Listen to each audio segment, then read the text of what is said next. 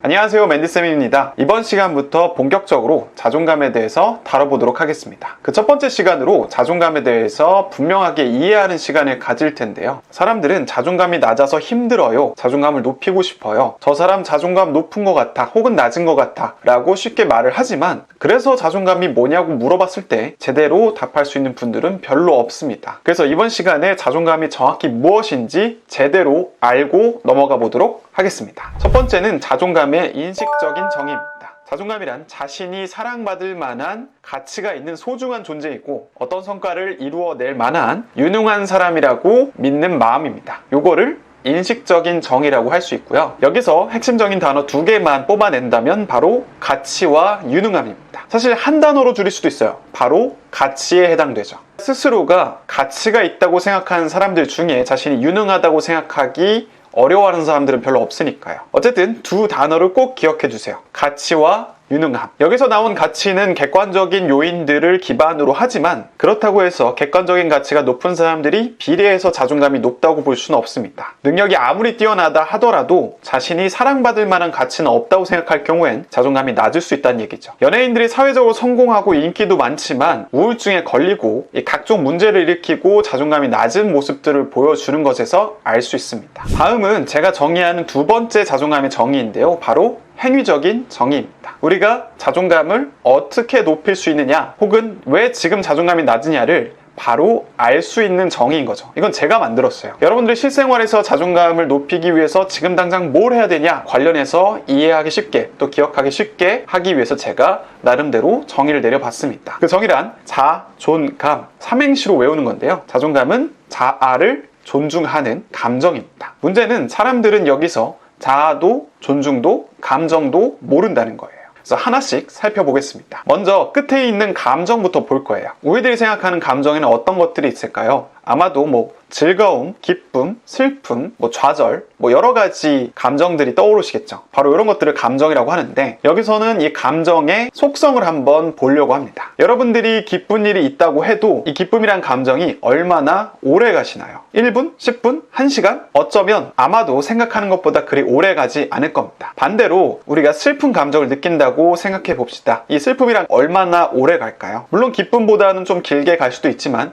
1년, 2년, 3년, 한 달 이렇게까지 가지 않는 것을 알 수 있을 겁니다. 그리고 어느 상황에서나 기쁘거나 어느 상황에서나 슬프진 않겠죠. 자존감에 감이 붙었다는 것은 자존감 역시 감정이며 시간과 상황에 따라서 달라질 수 있음을 뜻합니다. 다음은 존중으로 가보겠습니다. 이 존중은 무슨 뜻을 가졌을까요? 존중은 존귀하다의 존, 중요하다의 중을 합쳐서 매우 귀중하게 여긴다 라고 표현할 수 있는데요. 저는 강의 내내 이 존중을 소중히 여긴다와 동일하게 쓸 예정입니다. 즉 소중히 여긴다는 것이죠. 마지막은 자아입니다. 자아는 이 철학적으로도 정의하기가 되게 까다롭기 때문에 여기선 제가 나름대로 간략하게 정의를 내려보겠습니다. 뭐냐면 자신의 감정, 욕구, 그리고 생각을 총망라해서 그것을 자아라고 정의하겠습니다. 아까 감정은 우리가 이해를 해봤고, 여기서 생각은 자신의 판단, 지각, 자신의 철학 이런 것들을 포함할 수 있겠죠. 마지막으로 남은 것은 욕구입니다. 여기서 욕구란 무엇이냐면 내가 원하는 마음, 이것을 뜻하겠죠. 지금 이 강의를 보고 계신 여러분들은 어떤 욕구가 있을까요? 바로 배움의 욕구, 그리고 변화에 대한 욕구들이 분명히 있을 겁니다. 그것이 없다면 여러분들은 시간과 돈을 들여서 이 강의를 듣고 있지 않을 테니까요. 자존감의 각각의 요인들을 하나씩 알아봤어요. 이것을 종합해보면 자존감의 행위적인 정의가 나올 수 있겠죠. 그것은 무엇이냐? 나의 감정, 욕구, 생각을 소중하게 여기는 시간과 상황에 따라서 달라지는 마음이 자존감이다. 이렇게 이해할 수 있습니다. 그렇다면 여러분들이 현재 왜 자존감이 낮을까를 이 행위적인 정의로 설명해 볼게요. 지금 여러분들의 자존감이 낮다면 그 이유는 여러분들이 지금 느끼는 감정, 그리고 욕구, 그리고 생각을 소중하게 여기고 있지 않기 때문입니다. 이렇게 소중하게 여기지 않는 이유는 자신의 감정, 욕구, 생각이 정확하지 않거나 잘 몰라서 존중할 수 없는 경우가 있을 수 있고, 그것을 알아도 소중하게 여길 태도가 없기 때문입니다. 예를 들면 자기 자신이 항상 부족해서 늘 열심히 쉬지도 않고 노력해야 된다고 생각하는 사람은 자신의 진짜 욕구인 쉬고 싶은 욕구를 무시할 수밖에 없겠죠. 그렇다면 이 사람은 쉼이라는 욕구를 소중하게 여기지 못하고 자존감은 떨어질 수밖에 없습니다. 근데 나의 감정과 욕구, 생각을 알았는데도 소중하게 여기지 않는 이유는 무엇일까요? 그것은 현재 자신에게 가치가 없고 유능하다고 생각하지 않기 때문에 자신에게 무관심하거나 더 나아가서 싫어하고 있기 때문입니다. 이렇게 된 이유에 대해서는 추후 강의에서 천천히 자세하게 다룰 테니까요. 조금만 기다려주세요. 자존감에도 영역이 있다는 걸 알고 계셨나요? 자존감이 낮다고 해서 모든 분야에 대해서 우리가 자존감이 낮지도 않고 높다고 해서 모든 분야에서 높다고 할 수는 없습니다. 예를 들어 저는 강의하는 거에 대해서는 자존감이 높지만 운동하는 능력에 대해서는 자존감이 낮기도 하죠. 하지만 제가 전반적으로 자존감이 낮다고 생각하지 않는 이유는 제가 중요하게 여기는 요인에서 자존감이 높기 때문입니다. 아마 이 강의를 보는 여러분들 중에서도 본인이 되게 중요하게 여기는 부분에서 자존감이 낮기 때문에 나의 자존감이 낮다고 생각하고 계실 겁니다. 이 사람들에게 이야기를 좀 들어보면 핵심적으로 나오는 대표적인 요인은 일과 관계적인 측면에서의 자존감 하락입니다. 즉 지금의 관계가 별로 좋지 않다거나 내가 하는 일에서 성과가 안 나거나 계속 핀잔을 듣고 꾸준함을 들어서 잘하지 못한다는 생각이 지속됐을 때 자존감이 낮은 경우들이 많았죠. 다음으로 자신감과 자존감 그리고 자존심과 자존감의 차이는 무엇일까요? 많은 분들이 약간 비슷하다고 생각하면서 헷갈려 하시는데 제가 생각하는 이 차이를 말씀드려 보겠습니다. 이 자신감과 자존감의 차이는 무엇이냐면요. 자신감은 내가 뭔가를 할 수 있다 라는 마음이고요. 자존감은 내가 무엇을 할 수 있어 라는 마음도 있지만 무엇을 못한다고도 마음 편히 이야기할 수 있는 마음, 이 정도로 이해하시면 됩니다. 자존감이 높은 사람들은 자신감이 큰 영역들이 있지만 모든 부분에서 자신감이 큰 건 아니에요. 하지만 내가 어떤 부분에서 잘 못한다고 해서 그리고 그 부분에 대해서 자신감이 없다고 해서 그것을 부끄럽게 여기지는 않습니다. 반대로 자존감이 낮은 분들은 무언가를 못한다는 사실을 숨기기 위해서 잘한다고 거짓말을 하거나 필요 이상으로 위축되는 모습들을 보여주죠. 사실은 그럴 필요가 없는데 말이죠. 이 자존심과 자존감의 차이는 무엇일까요? 자존심은 누가 감히 나를 존중하지 않다니 화가 난다 라는 마음에 가깝다고 볼 수 있고, 자존감은 네가 설사 나를 존중하지 않는다 하더라도 나는 나를 존중할 거야 와 같은 마음이 자존감입니다. 그래서 일상적으로 자존심을 세운다 라는 것은 네가 감히 나를 존중하지 않아? 짜증나. 감히 네가? 이런 뉘앙스로 쓰이는 거죠. 다음은 자존감에 대해서 더 깊은 이해를 위해서 자존감이 받고 있는 다양한 오해들에 대해서 해소해 드리도록 하겠습니다. 첫 번째, 너무 높은 자존감은 문제가 아닌가요? 라는 오해인데요. 제가 이런 오해가 나온 맥락을 살펴보면 어떤 사람이 자기 주장이 매우 강하고 자신감이 넘쳐 보이고 다른 사람들에 비해서 자기 입속을 잘 챙기는 사람을 너무 저 사람은 자존감이 높다라고 평가받는 것 같아요. 근데 저는 이게 이 사람이 정말 자존감이 높아서 보이는 모습이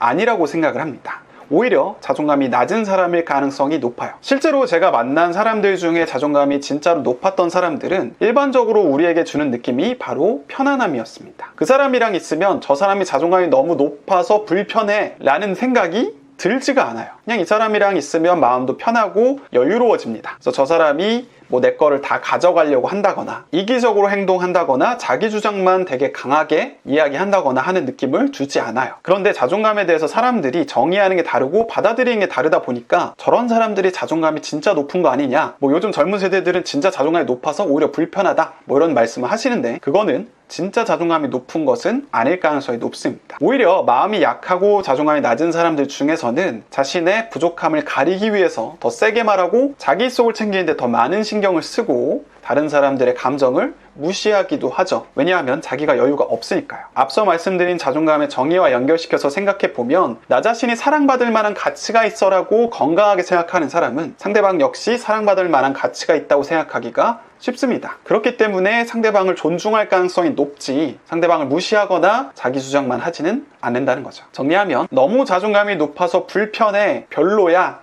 라고 하는 말은 사실은 제대로 된 설명이 아니다. 오히려 그런 판단이 드는 사람은 자존감이 낮을 수도 있다. 두 번째, 외모가 뛰어나거나 돈이 많으면 자존감이 높다? 일정 부분은 맞을 수도 있습니다. 이 유능감과 연결돼서 말이죠. 하지만 자신이 그런 것들을 많이 갖췄지만 사랑받을 만한 가치가 없다고 믿는 사람은 이거와 관련해서 비례해서 자존감이 높지는 않습니다. 이 사례는 수많은 어떤 유명한 사람들, 돈이 많은 사람들, 성공한 사람들이 정신과에 간다거나 심리적인 상태가 좋지 않다는 데서 확인할 수가 있는 거죠. 하지만 반대로 자신에게 외모나 사회적인 성공이 매우 중요함에도 불구하고 그것에 대해서 자신의 가치가 없다고 생각하고 있다면 분명히 자존감은 떨어질 수 있겠죠. 다음으로 자존감은 높고 낮은 것보다 유지가 중요하다? 자존감이 낮다면 우리는 스스로의 가치를 낮게 평가하고 유능하다고 생각하지도 못할 겁니다. 그리고 자신의 감정, 욕구, 생각도 존중하지 않겠죠. 자존감은 높은 것이 좋습니다. 하지만 사람은 항상 자존감이 높을 수 없기 때문에 우린 낮아졌을 때 스스로를 위로하고 응원하고 합리적인 선택을 하면서 자존감을 높게 유지하기 위해서